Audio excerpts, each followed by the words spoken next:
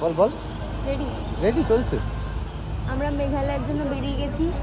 আমরা এখন আছি একটা পেট্রোল পাম্পে, ডুয়ার্সের জঙ্গল পেছনে।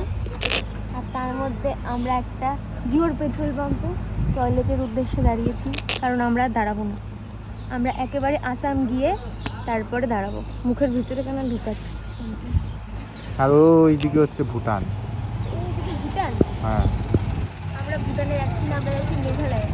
আর এই টাইমটা লোকে বলছে মেঘালয় ভালো না যাওয়ার জন্য। আমরা যাই না, গিয়ে দেখি না। আমরা এরপরে কোথায় দাঁড়াবো? আর সোজা আসাম। সোজা আসামে দাঁড়াবো। আসামে গিয়ে তেল ভরবো। তারপরে আমরা আর কোথাও দাঁড়াবো না। তারপরে আমরা জঙ্গলে যাব, জঙ্গলের মধ্যে দিয়ে যাবো।